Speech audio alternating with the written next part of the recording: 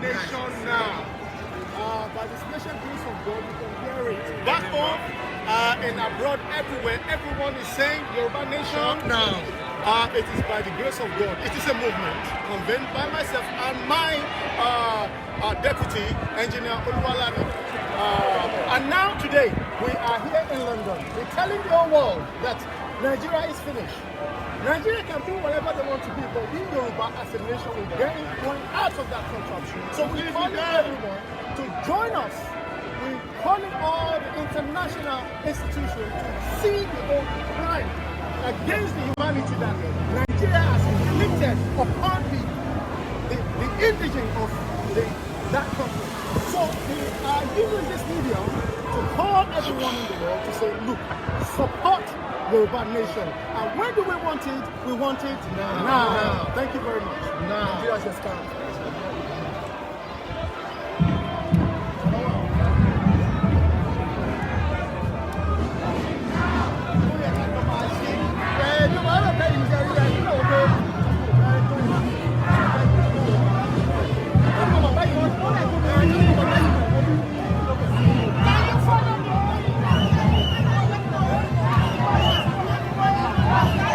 Wọ́n máa dá wa dúró, náà.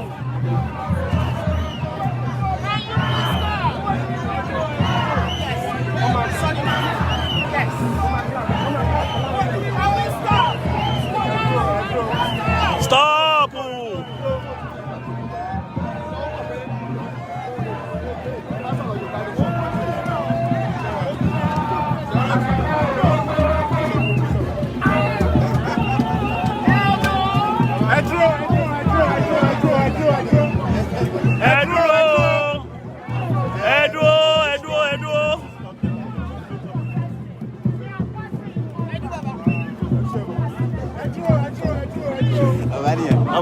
Oga.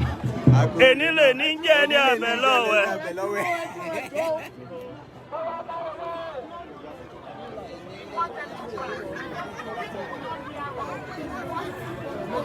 Enile ní jẹ́ ní abẹ́lọ́wẹ́. Enile ní jẹ́ ní abẹ́lọ́wẹ́. Buhari là kẹrù rẹ̀ kí Yorùbá wọlé. Ó tó.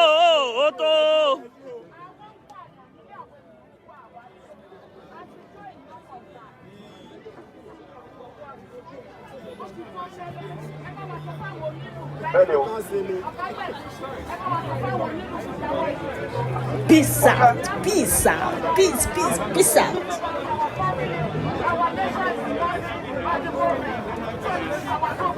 Can we go, please? Can we go, ma'am? Ẹ dúró. It's clear now.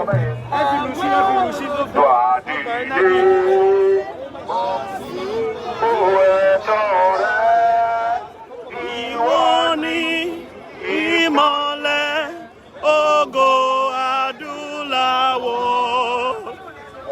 Oòduà dìde bọ́ sípò ẹ̀tọ́ rẹ. Ìwọ ni ìmọ́lẹ̀ ògo adúláwọ̀.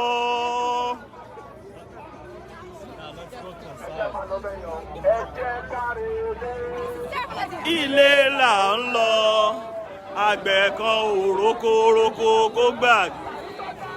Àní ẹ jẹ́ ká relé, ilé là ń lọ, àgbẹ̀ kan ò rókórókó kó gbàgbé ilé. Ẹ jẹ́ ká relé, ilé là ń lọ, àgbẹ̀ kan ò rókórókó kó gbàgbé ilé.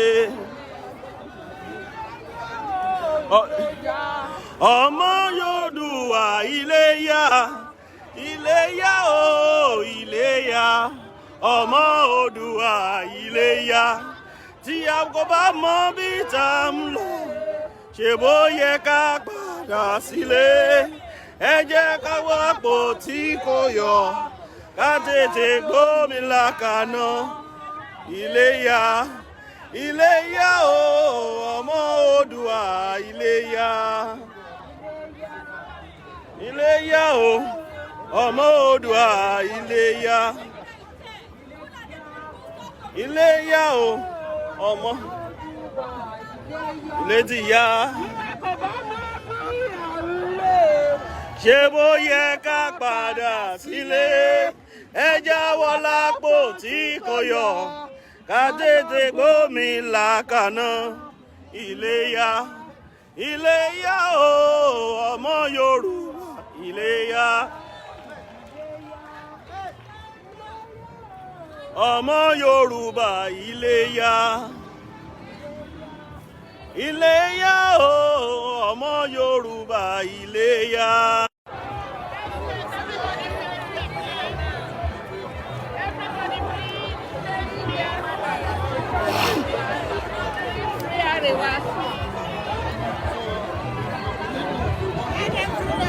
We don't go, we dey go.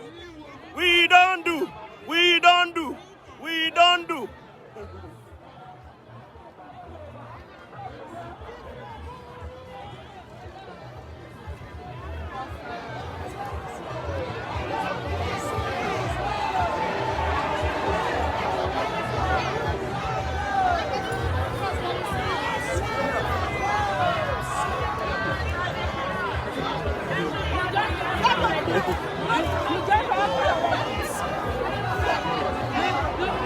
Like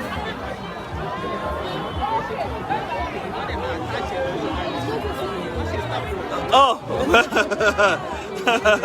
we started the whole journey so last year.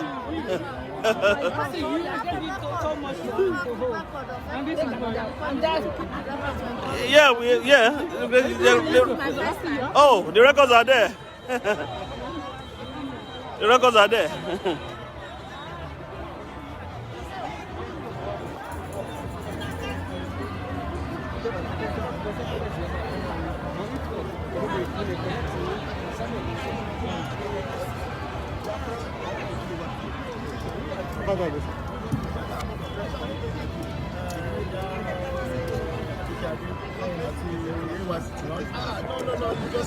Ẹ já kíra o.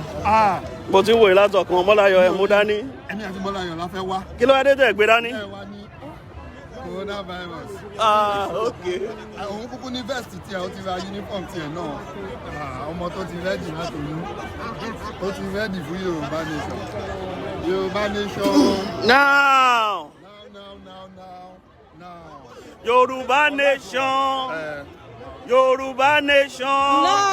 Yoruba nation. No. Yoruba nation. No. Ani Yoruba nation. Buhari must go. Yoruba must go. Buhari must go. Yoruba must. Buhari must go. Mi ò gbà. Buhari must go.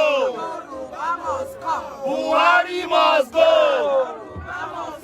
Buhari must go. Ani Buhari must go. Buhari must go. Gbogbo ẹ̀ ló máa lọ. Yoruba must come. Yoruba must stand. We don't want them again, all of them. Yoruba now. Iṣẹ́ wa fúnlẹ̀ wá. Fún mi gbé máa mi kíní mi dání. Ìyá tó.